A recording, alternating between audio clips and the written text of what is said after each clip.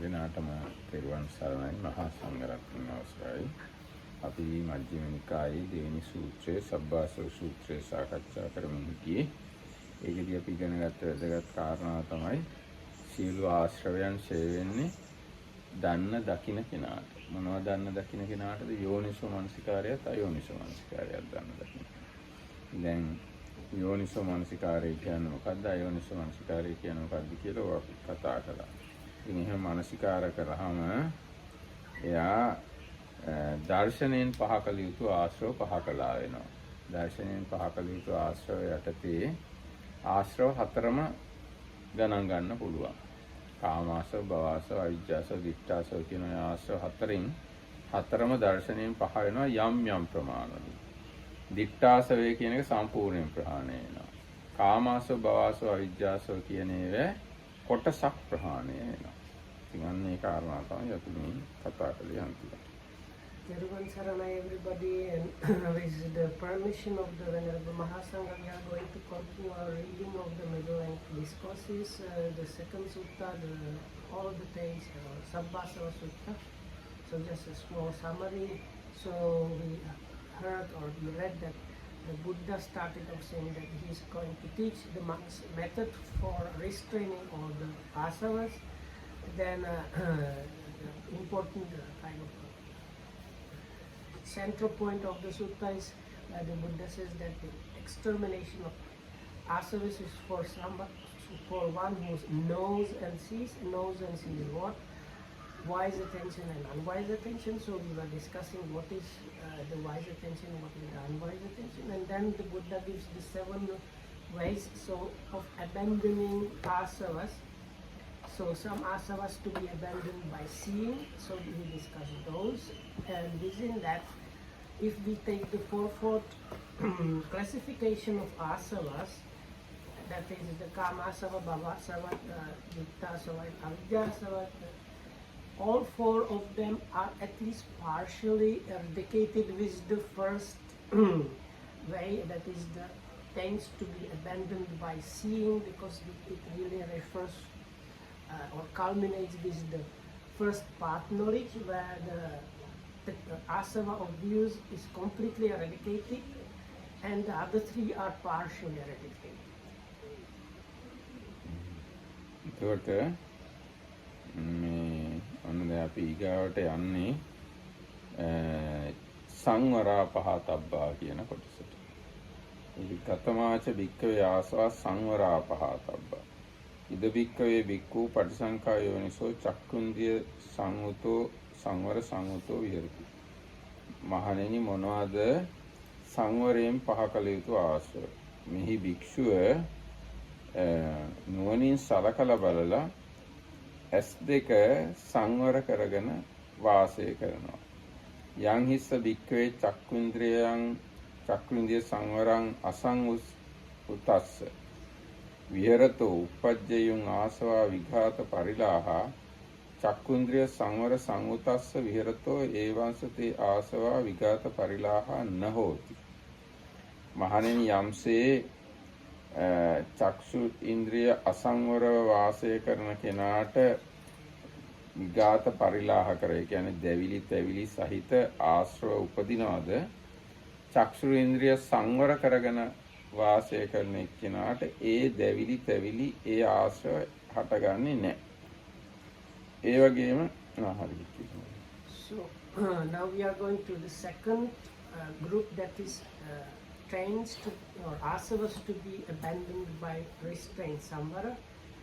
So once there are things to be abandoned by restraint, and so how does that happen? So here a monk is kind of considering wisely, like is restrained by the restraint of the eye faculty, or his eye faculty is restrained by the restraint. And while in someone whose eye faculty is unguarded without restraint, my experience arising of these asavas which are burning and difficult to bear up. So in this case of the monk that stays considering wisely while his eye faculty is guarded by the restraint, these asavas and burning and so on do not arise because it is guarded. ඒ වගේම සෝතින්ද්‍රිය කියන්නේ කන අසංවර කරගෙන ඉන්න කෙනාට යම් ආශ්‍රව වගේක් උපදිනවා නම් කන සංවර කරගෙන ඉන්න කෙනාට ඒ ආශ්‍රව උපදින්නේ නැහැ. ඉතින් අන්නේ ආශ්‍රව උපදින්නේ නැති විදිහට ඇහැ කන නාසය දිව කය සහ මනස පාලනය කරගෙන ඉන්න එක තමයි සංවරයෙන් පහ කළ යුතු ආශ්‍රව සංවර කිරීම කියලා කියන්නේ. So then the same is said about the other like 5, that is the 4 normal remaining senses and the mind. So the last line is here among considering wisely is guarding his mind faculty is the restraint, and and the kind of asavas burning and difficult to bear up asavas that can arise in somebody whose mind faculty is kept unguarded. These kind of burning and difficult to bear asavas do not arise in somebody whose mind faculty is guided by the restraint. So this is those are the kind of asavas that are to be abandoned by restraint. ඊටසේ මෙතන මේ විස්තර කරනවා කොහොමද මේක වෙන්නේ කියලා. So then the commentary has some observations, explanations how this happens. චක්ෂු ඉන්ද්‍රියේ සංවරයක් හෝ අසංවරයක් නැත. ඇහි සංවරයක් අසංවරයක් නැහැ. චක්කු ප්‍රසාද රූපය නිසා 100ක් හෝ මුලා 100ක් හෝ නොම උපදී. ඒ කියන්නේ චක්කු ප්‍රසාදය නිසා 100වත් 80වත් උපදින්නේ නැහැ. ඉතින් යම් විටක රූපාරම්මණයක් ඇස හමුවට පැමිණේද එවිට භවාංග සිත දෙවරක් ඉපිද්ද නිරුද්ධ වූ කල්හි ක්‍රියා මනෝ ධාතුව ආවර්ජන කෘත්‍ය කරමින් ඉපිද නිරුද්ධ වේ. ඒ කියන්නේ කොහොමද මේ ඇහි අසංවරය කොහොම ආසව ප්‍රහාණය වීම හරියටම සිද්ධ වෙන්නේ කියලායි දැන් අටුවාව පැහැදිලි කරන්නේ. So the commentary is discussing how the restraint and non-restraint really happens in connection with the eye. So if I understood correctly, first it says the eye itself or even the sensitive matter in the eye, it has nothing to do with the restraint and non-restraint. Because it's there, it's like a kind of physical thing. ඒක රූපවල සංවරයක් අසංවරයක් නැහැ. චක්කු ප්‍රසාදයක් වර්ණ රූපයක් රූප ඒවට සංවර වෙනවා කියලා චේතනා මොකුත් පහළ වෙන්නේ නැහැ. හැබැයි යම් වෙලාවක රූපාරම්මණයක් ඇහැ හමුවට ආපුහාම එහි ගැටුනහම ඒක භවාංග සිතට දැනෙනවා. ඒතර භවාංග සිත දෙපාරක් කම්පණය වෙනවා. භවාංග අතීත භවාංග චලන කියලා ඔන්නම සිත් දෙකක් හට ගන්නවා. So this is probably discussing the like mind series or mind sequence. So whenever there kind of comes an object of seeing impinges on the sensitive matter in the eye, there comes these 2 moments of bhavanga, which the bhavanga gets kind of shaken as a result. ඊට පස්සේ භවාංග උපච්ඡේද භවාංග චලන භවාංග උපච්ඡේද කියලා සිත් දෙකක් හට ගන්නවා. So it's shaking and kind of emerging from the bhavanga. එහෙනම් break භවාංග සිත නතර වෙනවා කැඩෙනවා. ඒක ක්‍රියා මනෝ ධාතුව ආයෝජන කෘත්‍ය කරමින් ඉපිද නිරුද්ධ වේ. ක්‍රියා මනෝ ධාතුව කියන එකට කියන්නේ පංචද්වාරා වර්ජන සිතක් උපදිනවා. That comes this mind find of adverting mind, which is a kind of mind. ඒ පංචද්වාරා වර්ජන සිත ඇති වුණාට පස්සේ චක්කු විඥාන සිත ඉක්බිති චක්කු විඥානයේ දර්ශන කෘත්‍යද නැවත මනෝ ධාතුව අන්නේ විදියට මම එහෙම කියනවා. චක්කු විඥාන සිත උපදිනවා ඊට පස්සේ. So then after the advertence to the mind door, sense doors, which is like mind door kind of mind, comes the eye consciousness, because in this case it was the like visible object impinging on the sensitive eye matter. ඊට පස්සේ චක්කු විඥාණයෙන් පස්සේ සම්පටිච්ඡන, සම්තීරණ, වොත්තපන කියලා සිත් වගේක් හට ගන්නවා. ඒවා ඔක්කොම විපාක සහ ක්‍රියාසිත. ඒවා සංවර වෙනවා අසංවර වෙනවා කියලා එකක් නැහැ. So this up to this point still there is no talking about restraint or non-restraint. They are just kind of functional happenings which where we cannot do too much anything about it. So after the eye consciousness mind, there is I don't know, it's kind of something like acceptance, sorting out, and kind of deciding kind of mind. ඊට පස්සේ තියෙනවා භවාංග සිත් කියලා 7ක් සාමාන්‍යයෙන්. So after that comes the bhavanga. Sorry, Javana. Sorry, Javana, the impulsion minds. ජවන මොහොතේදී දින් දුස්සීල බව හෝ මුලාසියෝ අඥානයෝ අක්ෂාන්තියෝ කුසීත බව හෝ උපදීද එවිට අසංවරය වේ. අනේ ජවන් සිත්වල ඔය කියන දේවල් දැන් කිව්ව අකුසල සහගත ස්වභාවය තිබුණොත් අන්න ඒකට තමයි අසංවරය කියන්නේ. චක්ෂුරේන්ද්‍රිය අසංවරයි කියලා කියන්නේ ජවන සිත්වල ඇති වෙන ඔය කියාපු දුස්සීල බව, මුලාසිය, අඥානය, අශාන්තිය, කුසීත බව ආදී තිබුණා නම් ජවන් සිත්වල අන්න එතකොට අසංවරයි කියලා කියනවා. So the non-restraint happens during these javana or impulsion minds. If you have like factors like laziness or turning to kind of killing and other like unwholesome things mixed up there, then that would be considered as the non-restraint happening. ඔන්න මේ ජවන මොහොතේ වන අසංවරය චක්ෂුරේන්ද්‍රිය අසංවරයයි කියනු ලෙව. ආන්න ඒකට තමයි චක්ෂුරේන්ද්‍රිය අසංවරයි කියලා කියන්නේ. එහෙම නැතුව ඇහැ මේ ඇහි ප්‍රශ්නයක්ම නෙවෙයි. හිතේ ඇති වෙන හිතෙත් මේ ජවන් සිත්වල ඇති වෙන තත්වයක් තමයි අසංවරය කියන්නේ. So the point is that even though it's called guarding of the eye in this case, it's actually these impulsion minds that started with the eye consciousness, or that are in the series of eye consciousness, which and these javana minds are actually mind door consciousness, or like other than eye consciousness, all the other consciousness are mind door consciousness. So they are like within the mind door, javana minds, where the non-restraint is happening.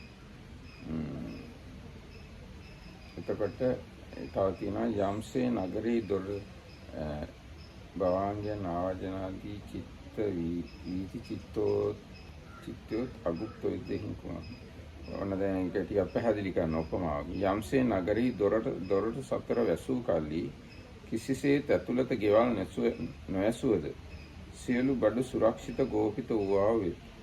නගර ద్వාරයන් වැසූ කල්ලි සොරු ඇතුල් වීමක් නොමැති බැවිනි. එපරිද්දෙන් ජවන් සිත්වල සීලාදී උපන් කල්ලි ద్వාරයේද වසන ලද වේ. දැන් කිව්වේ කලින් කිව්වේ අසංවරය. දැන් සංවර වෙනවා කියන්නේ ජවන් සිත්වලත් අර කියාපු අකුසල් නැතුව ගියොත් අන්න එතකොට සංවර කළා වෙනවා. So then if these impulsion minds don't have these unwholesome factors there, then it's called the restraint. එතකොට මුළු ඔක්කොම චිත්ත වීතියෝ සංවර කළා වෙනවා. එහෙම වුණාම භවාංගේ ඉඳන් ජවන අර සම්පටිච්ඡන සම්තීරණ වොත්තපන ජවන ඔක්කොම ටික සංවරයි කියලා කියන්න පුළුවන්.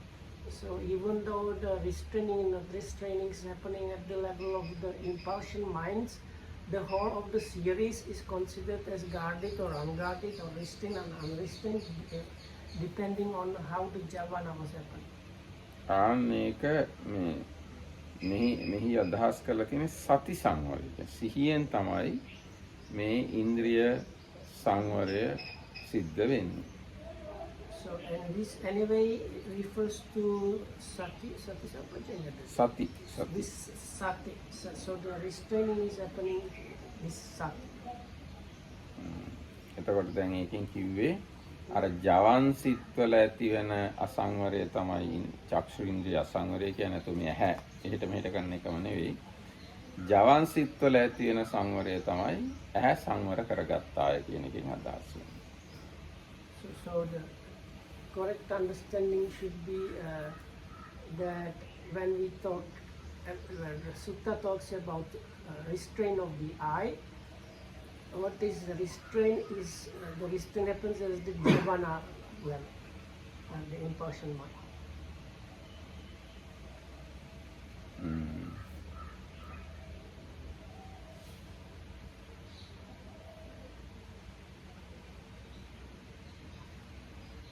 Was there some simile about house and city or something like that? I didn't get that. ඒක කිව්වේ මේ දැන් උපමාවෙන් නම් කිව්වේ නගරයේ දොරටු වැහුවාම දැන් නගරයට ඇතුල් වෙන දොරටු තියෙනවනේ. නගරයේ ඒ කාලේ නගර වලට ඇතුල් වෙන දොරටු හතරක් තියලා තියෙනවා හතර පැත්තේ. ඒ දොරටු හතර වැහුවොත් නගරයේ ඇතුලේ තියෙන ගෙවල් වල දොරවල් ඇරලා තිබුණත් මේ හොරුන්ට මොකුත් පැහැරගෙන යන්න බෑ. ආන්නේ වගේ මේ ජවන සිත්වල සංවරය යෙදුණා නම් අනිත් ඔක්කොම ටික සංවර කළා වෙනවා. ඇහත් සංවරයි අනිත් ටික සංවරයි ජවන සංවර නම්. ජවන සංවර නැත්තම් ඔක්කොම අසංවරයි. So the simile is like those days there are city walls and like let's say 4 big gates which were used for like entering and going out of the city. So they explain how if you have restraint or non-restraint through the javana, it's like these doors being closed or open. So let's say if you close the doors, then all the houses within the city, they can open the doors or not, but the point is nothing can get there because from the outside of the city, nothing can get there because the city gates are closed. That's all. Like this was all to just illustrate the point that it's called like this mind succession. I don't know. The mind series has this 17, 18, 17 like up to 17 like mind moments. like sequence up to 17 mind movements, and the javanas impulsion minds are only 7 out of them. But whether this whole of the series is called restrained or unrestrained depends on the javana, and here the javana is like the like gates to the city. ඒ වගේම දැන් ඇහෙන් ඒ රූපයක් ආපුවාම ඒක ගැන කාමාස්වාද වශයෙන් සතුටු වෙනවා නම් එයාට කාමාසෝය උපදිනවා. So then the other point is which was already mentioned before, but it's good to mention again. So the sensual asava or asava of taint of sensuality arises and strengthens if you consider the gratification of sensual experience.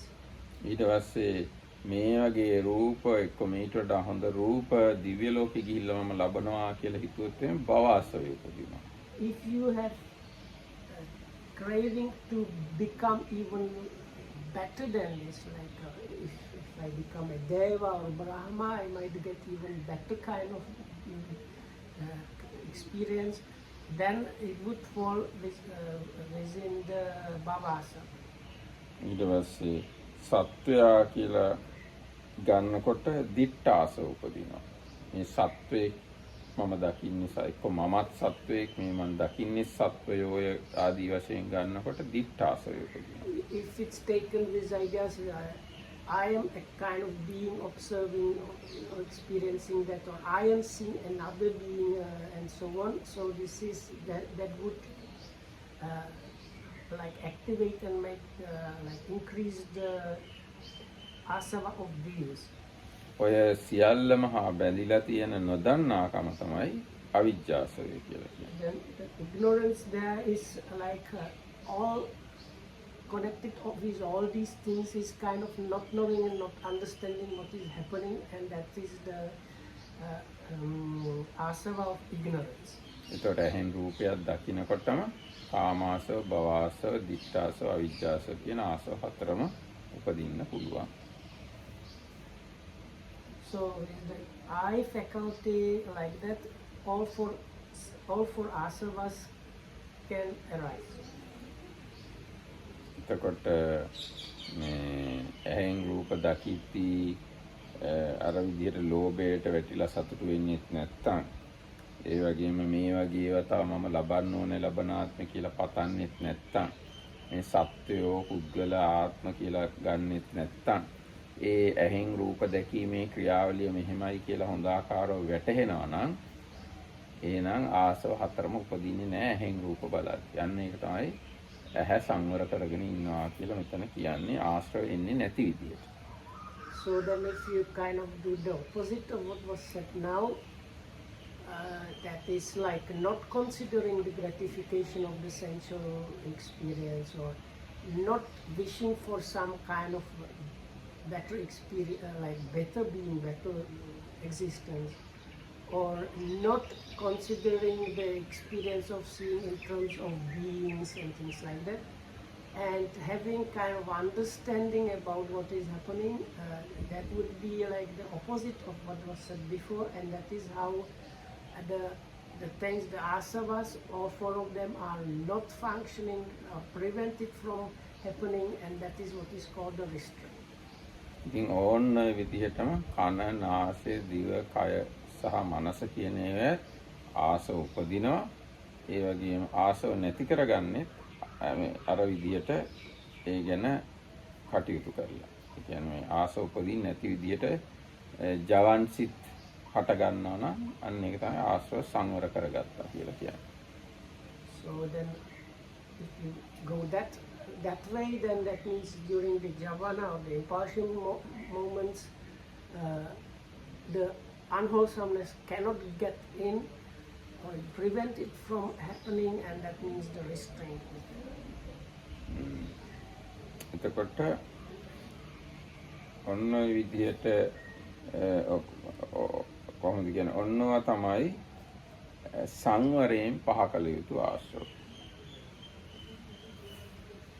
So this is the things to be abandoned by restraint.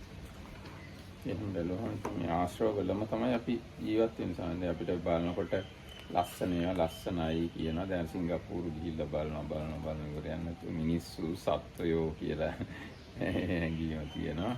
හැබැයි අර දිව්‍ය ලෝකෙ ගිහිල්ලා මීට වඩා ලස්සන බලන්න ඕනේ කියලා ප්‍රාර්ථනාවක් නම් එච්චර පේන්නේ නැහැ. ඊට පස්සේ අවිජ්ජාසරේ තියෙනවා. ඒ ක්‍රියාවලිය පේන්නේ නැහැ. හැත් රූපත් එකතු වෙනවා. ඒ නිසා චක්කු විඥාන, සම්පටිච්ඡන, සම්තීරණ, වොත්තපන, ජවන් හට ගන්න ඕම හරියට පේන්නේත් නැහැ.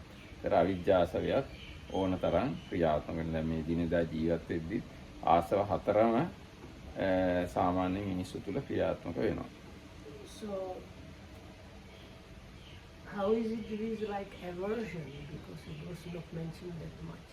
Aversion is not mentioned here, but it should count under avijjasa. Okay. එතකොට අර ඉස්සෙල්ලා මේ අටුවාව පැහැදිලි කරනකොට ඒක ගැනත් යම් කිසි සඳහනක් තිබුණා. ඒකයි මම කිව්වේ අවිද්‍යාව යටතට තමයි ද්වේෂය දාන්න වෙන්නේ. අවිජ්ජාසය යටතට. එතකොට සිහියෙන් තමයි ඔය ඔක්කොම ටික සංවර කරගන්න තියෙන්නේ. So this is the second group, that is the 10 asavas to be abandoned by restraining, and that means applying your sati for all the six sense doors. ඊටසන ඊගාව කොටසට යනවා. කතමේච භික්කවේ ආසවා විනෝදනා පහතබ්බා. මහණෙනි දෝෂ සැලකීම. මේ ඔක්කොම ටික පව කරගෙන ගිහින්. හරි. කතමේච භික්කවේ ආසවා පටිසේවනා පහතබ්බා. මහණෙනි ප්‍රත්‍යවේක්ෂා ඥාණයෙන් පහ කළ යුතු ආශ්‍රවයෝ මොනවාද? ඉද බික්කවේ බික්කූ පටිසංකා යෝනිසෝ චීවරම් පටිසේවති. මේ ශාසනයේ භික්ෂුව සිහියෙන් යුක්තව එනත සිහි නුවණින් යුක්තව චීවර සේවනය කරනවා. යාව දේව සීතස්ස පටිඝාතාය උන්නස්ස පටිඝාතාය දංශ මකස වාතාතප සිරින්සප සම්පස්සානම් පටිඝාතාය යාව දේව හිරිකෝපීන පටිච්චාදනත්තා. ඒ කියන්නේ මේ සිවුරු පරිභෝග කරන්නේ සීතයෙන් උෂ්ණයෙන් මැසි මදුරුවන්ගෙන් සර්පයින්ගෙන් ආරක්ෂා වීම පිණිසයි බිලිවසා ගැනීම පිණිසයි කියලා නුවණින් සලකලා බලලා සිවුරු පාවිච්චි කරනවා. ආන්න ඒක පටිසේවණයෙන් ප්‍රහාණය කළ යුතු ආශ්‍රව වලට අයිති කොටස. So the next third group is by wise using or something like that. So then the Buddha says, oh, and monks, how or what are the pains to be or asavas to be abandoned by patisevanans, like wise usage of things. So then what we recite every evening is the standard definition for the four requisites, which goes reflecting wisely. I am using this rope only to ward off the get flies, mosquitoes and so on. Likewise for food, lodgings and medicines. So ඊට පස්සේ ඊගාට පටිසංකා යෝනිසෝ පින්ඩ පාතම් පටිසේවති. නුවණින් සලකලා බලලා පින්ඩ පාතය පාවිච්චි කරනවා. නේව දවාය ජවයේ පිණිස නෙවෙයි. න මදාය මදේ පිණිස නෙවෙයි. න මණ්ඩනාය මණ්ඩනය පිණිස නෙවෙයි. න විභූෂනාය සැරසීම පිණිස නෙවෙයි. යාවදේ විමස්ස කායස කිතිය යම්තාක් මේ කය පවතීද යාපනාය යැපෙයිද විහිංසූ කරතිය දුක් වේදනා දුරු වේයිද බ්‍රහ්මචර්ය අනුග්‍රහය බ්‍රහ්මචර්යාට අනුග්‍රහයක් වේද ආන්නේ තාක් තමයි මේ පින්ඩපාතේ පාවිච්චි කරන්නේ කියලා හිතලා පාවිච්චි කරනවා. So although the alms food you don't use it for like enjoyment, play, intoxication or for the looks, but just to ward off feelings and sustain them like holy life and prevent future pains or like experiences, unpleasant experiences. So the food is used for that, like used wisely like that. එතන තව කිව්වේ නෑ ඉති පුරාණංච වේදනම් පටියංකාමි නවංච වේදනං උප්පාදිස්සා යාත්‍රාචනි භවිෂති අනාජ්‍යතාච පාසීහාර. Will be blamelessly living. ඒ කියන්නේ මේ බඩගින්න නැති කරගන්න බඩගින්න නිසා ඇති වෙන දුක් වේදනා නැති කරගන්නයි පහසුවෙන් ජීවත් වෙන්න තමයි මේ ආහාර වළඳන්නේ කියලා හිතලා වළඳනවා. ඊට පටිසංකා යෝනිසෝ සේනාසනම් පටිසේවති. නුවණින් සලකලා බලලා සේනාසන සේවනය කරනවා පාවිච්චි කරනවා. යාවදේව සීතස්ස පටිඝාතාය උන්නස්ස පටිඝාතාය දංශමකස වාතාතප සිරින්සව සම්පස්සානම් පටිඝාතාය. අර කලින් වගේමයි සීතෙන් උෂ්ණෙන් මැසි මදුරුවන්ගෙන් සර්පයින්ගෙන් ආරක්ෂා වීම පිණිස යාවදේ උතු පරිසේ විනෝදනම් පටිසල්ලාන ආරාමත්තම්. මේ ඍතු වලින් ඇති වෙන ප්‍රශ්න වලින් බේරෙන්නත් විවේකීව වාසය කිරීමක් සඳහා තමයි සේනාසන පාවිච්චි කරන්නේ කියලා හිතලා නුවණින් සලකලා පාවිච්චි කරනවා. So the same way for the lodgings is like for the ropes, it's to ward off these get flies, mosquitoes, other crawling and unpleasant things, as well as wind and heat and like difficult weather conditions. So with the robes, the last part is and to cover up the kind of basically a nakedness. So with the lodgings, the last bit is so, and then kind of enjoying the seclusion. So that's the only difference the other two is. ඊට පස්සේ පටිසංකා යෝනිසෝ ගිලානපච්චේ බේසජ්ජ පරික්කාරම් පටිසේවති. ඒ වගේ නුවණින් සලකලා බලලා ගිලන්පස බෙහෙත් පාවිච්චි කරනවා. යාවදේ උප්පන්නානම් වෙය්‍යාබාධිකානම් වේදනානම් පටිඝාතය.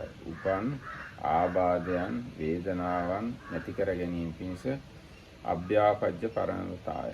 ඒ කියන්නේ නිදුක් බව පරම කොට බෙහෙත් පාවිච්චි කරනවා. යං හිස්ස භික්කවේ අපටිසේවත උප්පජ්ජයුන් ආසවා විඝාත පරිලාහ.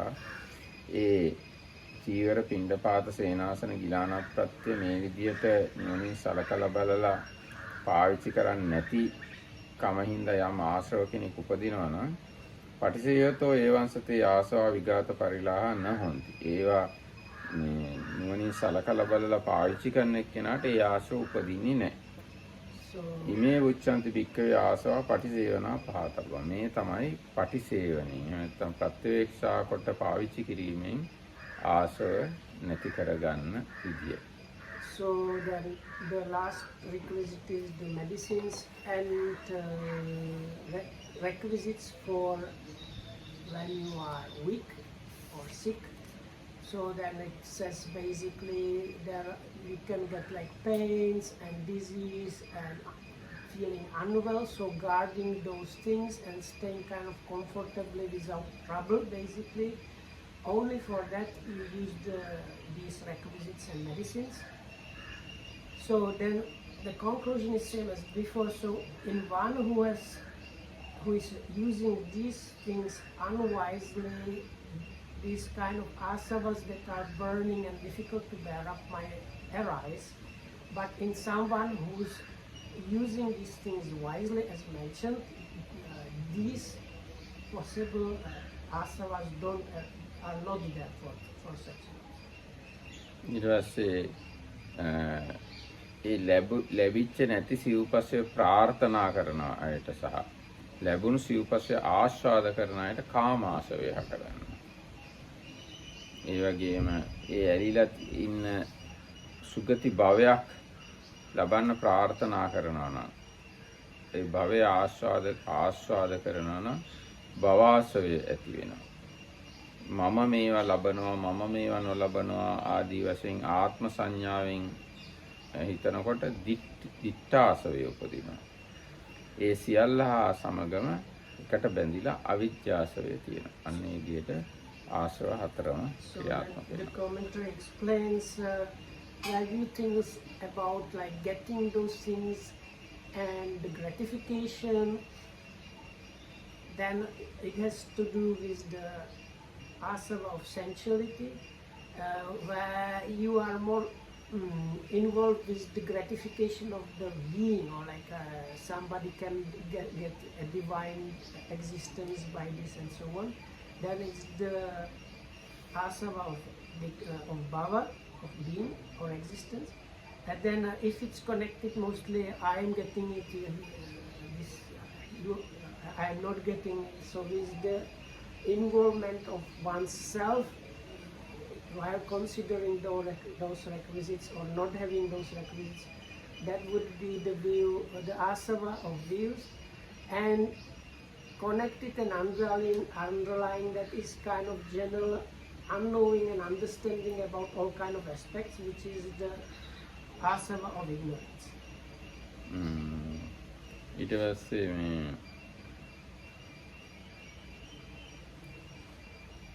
මේ ආශ්‍රව සංවර කිරීම ඥාන සංවරයෙන් කරන්න ඕන කියලා තියෙනවා. ඥාණයෙන් තමයි මේ ආශ්‍රව සංවර කිරීම කරන්නේ. කියන්නේ නුවණින් සලකලා බලන්නේ සිව්පසය ගැන. දැන් ඥාණයෙන් එතන මෙතෙන්දී ක්‍රියා දැන් අර කලින් කිව්වේ සති සංවරය ගැනනේ. මෙතන ක්‍රියාත්මක වෙන්නේ ඥාන සංවරය. So here they say because this was mentioned few talks before that there is this classifications of the word samvara or restraint. So like the last kind of restraint was restrained by sati, this one is called restraint by knowledge or understanding.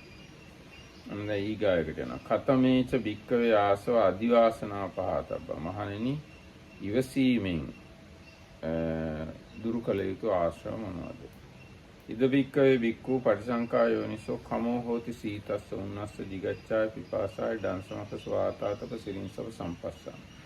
මෙහි භික්ෂුව නුවණින් සලකලා බලලා ඉවසනවා. සීතල, උෂ්ණය, බඩගින්න, පිපාසාව, මදුරුවන්, මැස්සන්, හුළඟ, සර්පයන්, අන්නේ ස්පර්ශ ඒවා ඉවසනවා. ඒ වගේම දුරුත්තානං දුරාගතානං වචනපතානං මේ නරක වචන රළු වචන ඇනුම් බැනුම් ඒවා ඉවසනවා නුවණින්.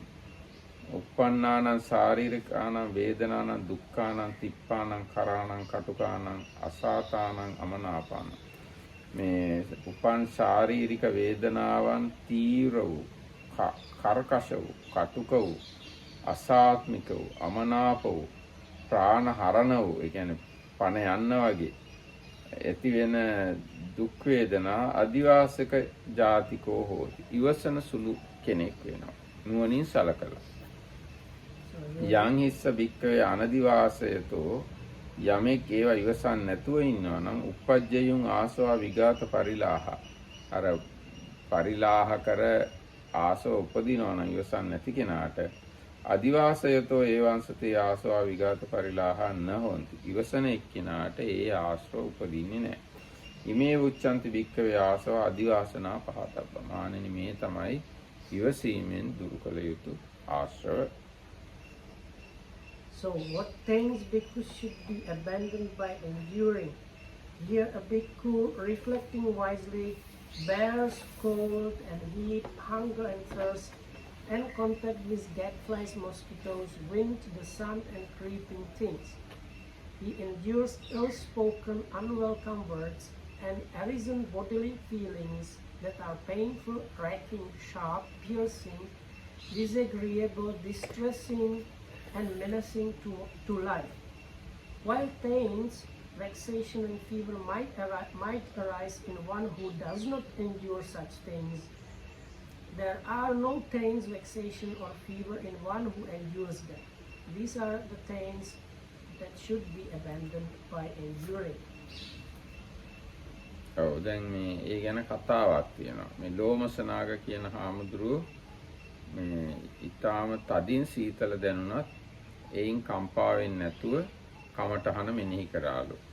උන්වහන්සේ සෑගිරිය කියන්නේ මිහින්තලේ පූංගු ගුහාව කියන ගුහාවේ නවම් මැදින් මාස දෙක අතර සීත කාලේ භාවනා කරාලු. එතකොට සීතල ආපුවම ලෝකාන්තරික නරකය මතක් කරගෙන කමටහන අතහරින්න නැතුව එලි මහනේ කල් යවුවලු.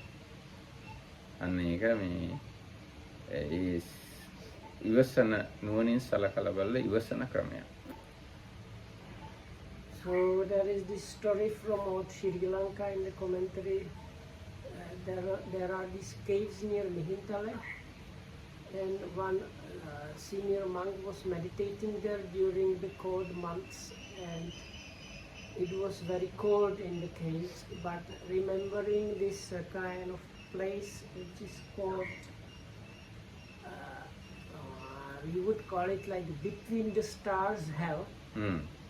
ලෝකාන්තරික නරක. So they චක්‍රාවාට තුනක් අතර තියනවලු තැනක්. අන්න ඒක ගැන they explain it's something like between the either like solar systems or galaxies.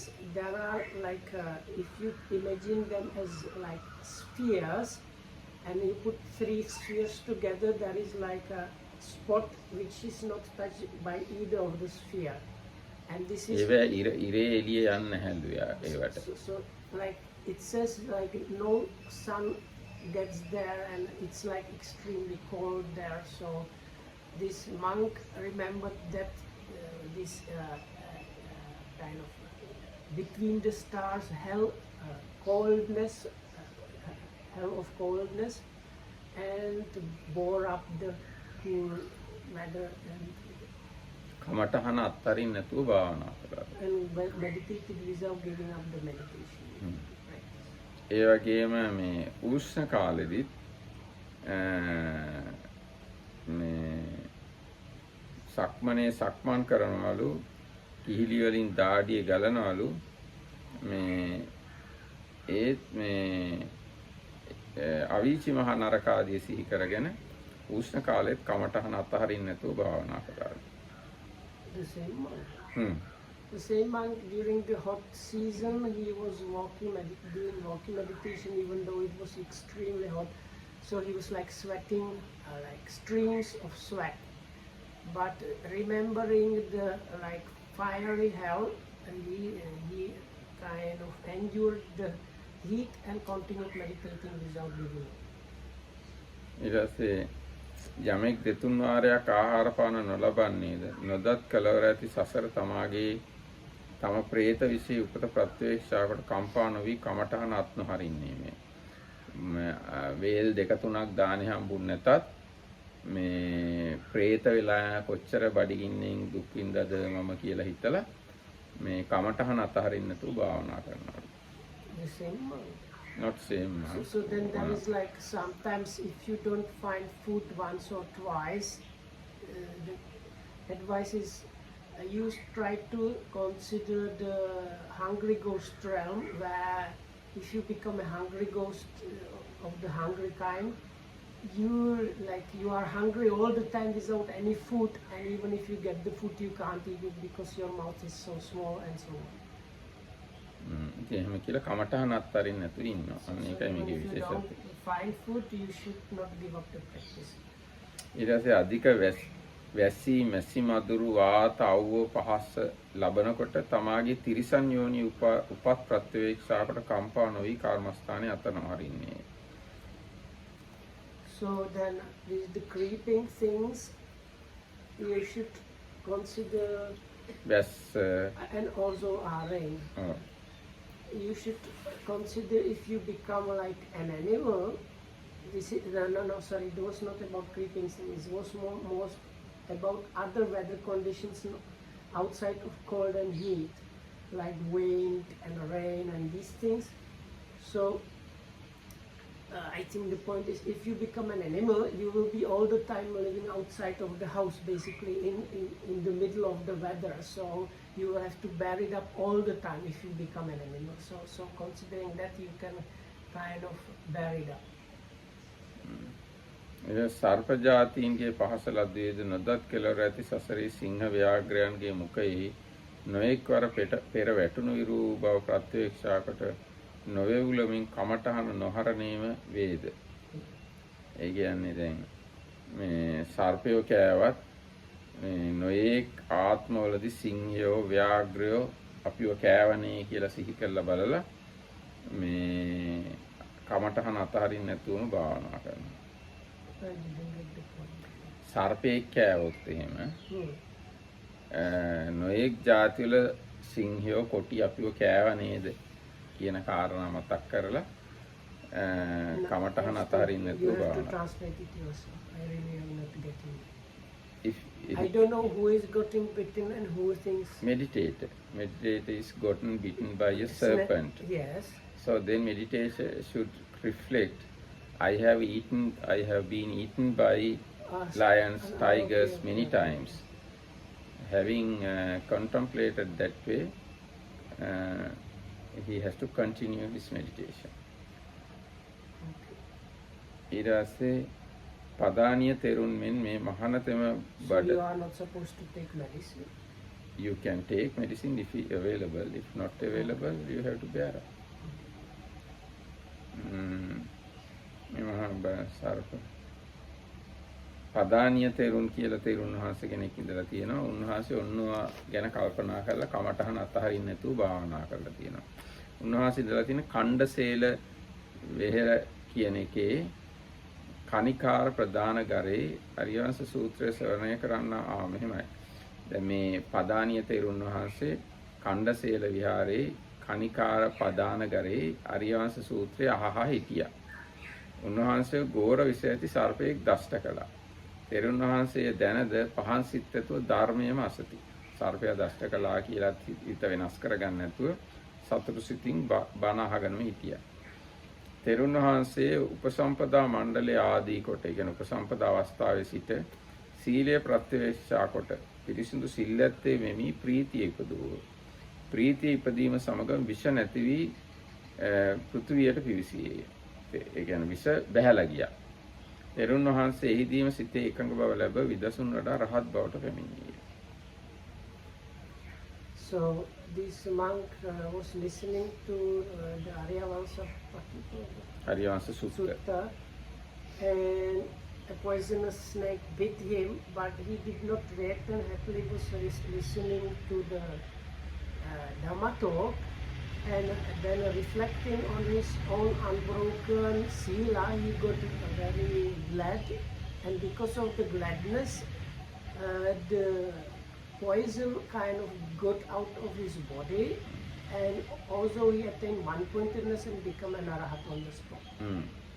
යමෙක් ආක්‍රෝෂ වශයෙන් නපුරු කොට කියන ලද බැවින් නපුරු බවට පැමිණියා වූ අන්තිම වස්තුවෙන් කරන ලබන චෝදනාත් අසා ශාන්ති ගුණය ප්‍රත්‍යක්ෂා කොට කම්පා නොවේද දීඝබානක අබේ තෙරුන් මෙන් මෙතෙමේ නපුරු කොට කියන ලද්දා වූ එයින්ම නපුරු බවට පැමිණියා වූ වචනයන් ඉවසන්නේ වේයයි දත් යුතුය. ඒ දීඝබානක අබේ හාමුදුරු ඉවසන සුළුයි වචන නපුරු වචන. දැන් මේ එක එක ඉවසීම් කරපු හාමුදුරුවෝ ගැන කතන්දර තමයි මේ තියෙන්නේ. ඉතින් දීඝබානක හාමුදුරුවෝ ගැන කියනවා මෙම තෙරුන් වහන්සේ වූ කලී ප්‍රත්‍ය සන්තෝෂයේද භාවනාවේද ඇලුණු බැවින් මහා ආර්ය වංශ ප්‍රතිපදාව වදාළ. උන්වහන්සේ ආර්ය වංශ ප්‍රතිපදාව දේශනා කළා. කියන්නේ ආර්ය වංශ සූත්‍රය දේශනා කළා. මාගම සියලු ජනතෙම පැමිණි. මාගම ඔක්කොම මිනිස්සු ආව බණ අහන්න. මාගම කියන්නේ කොහෙද? ඉස්ස මහරාම කතරගම පැත්ත. තෙරුන් වහන්සේට මහත් සත්කාර උපන්. තෙරුන් වහන්සේට ගොඩාක් මිනිසුන්ගේ පිරිකර වැඳුම් පිදුම් ඒවා ලැබුණා. එක්තරා මහතර කෙනෙක් මේ ඉවසන්නට නොහැකිව දීඝබානක තෙමේ ආර්ය වංශය කියන්නේ මුළු රාත්‍රියම කෝලාහල කරයි යනාදීන් ආක්‍රෝෂ කළේ. එක්තරා ලොකු ආන්දර කෙනෙක්ට මේක ඉවස ගන්න බැරුව ගියා. යාට මේ දීඝබානක ආන්දරන්ට ලැබෙන ගරු බුහුමක්. ඉවස ගන්න බැරුව ඒ ආන්දරක දීඝබානක කවුද අබය මේ ආර්ය වංශ කියනවා කියලා රැ එළි වෙනකන් කෝලාහලයක් කරා කියලා. නැවත දෙදෙනා වහන්සේම තම තමන්ගේ විහාරවලට යන්නා වූ ගව්වක් පමණ එක මගින්ම ගියා වූ. හැබැයි මේ දෙන්නටම ආපහු තමන්ගේ පන්සල් වලට යනකොට යන්න තියෙන එකම පාරේ. මුළු ගව්ව තුලම හෙතෙම දීඝබානක තෙරුන්ට ආක්‍රෝෂම කළේ. ඒ යනකම් දිගටම අර ආඳුර දීඝබානක ආඳුරන්ට දොස් කියම තමයි ගියේ. යම් තැනකදී විහාරද්වාරයට යන්නා වූ මාර්ගයේ බෙදේද එහි සිට දීඝබානක ස්ත්‍රියන් වහන්සේ මේ මහලු තෙරුන් වැඳ මේ ඔබගේ මාර්ගයයි කීය. දැන් ගිහිල්ලා ඒ ආඳුර ඒ පන්සලටයි දීඝබානක ආඳුර මේ පන්සලටයි යන්න පාර දෙකට බෙදෙන තැනක් තියෙනවා. එතෙන්දී දීඝබානක ආඳුර අර වැඩිමල් තෙරුන්ට වැඳලා මේ ඔබ වහන්සේගේ පාර කියලා කිව්වා. එතෙමේ නොයසුණාක් මෙන් ගියේ. උන්වහන්සේ ඇහුන් නැතුව වගේ යන්න ගියා. තෙරුන් වහන්සේද විහාරයට ගොස් පාසෝදා වැඩවුණ. එසේ වැඩවුණු තෙරුන් වහන්සේට අතවැසි තෙම කිම ස්වාමීනි මුළු ගව්වක් දැන් පරිභව කරන්නහොට කිසිවක් නොකීවාහුද? එයාගේ ගෝලයෙක් ඇහුවා ස්වාමීනි ඉතින් ඒ ගව්වත් දුරට බැන ආවා මොකුත් කිව්වේ නැද්ද කියලා. තෙරුන් වහන්සේ ඇවැත්නි ඉවසීම මට බරක් නොවේ. එක් පියවරෙකුදු කමටහනින් වෙන්වීමක් නොදනිමි කීය. මෙහි වචනය ඉතින් උන්වහන්සේට කිව්වා ඉවසන එක මට බරක් නෙවෙයි. ඒ ගමන දිගේම එක පියවරක්වත් මම කමටහන අතහරින්න නැතුව ආවා කියලා.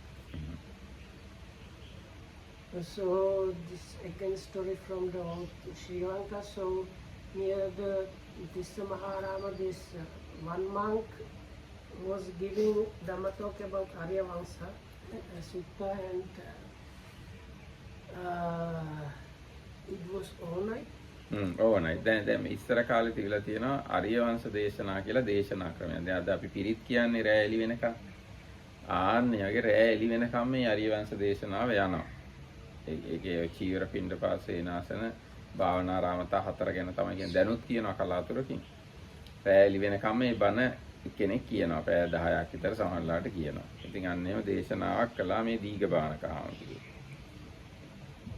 So those days there was like a kind of I might call it preaching style, where all night one sutta, especially this sutta, was used for that, because they said within that sutta you can almost like include all of the Tripitaka knowledge in that sutta. Anyway, so there was one more senior monk which could not bear it up, especially because all the people in that area came to listen, and they were showing a lot of respect and gifts to the monk who was giving the Dhamma.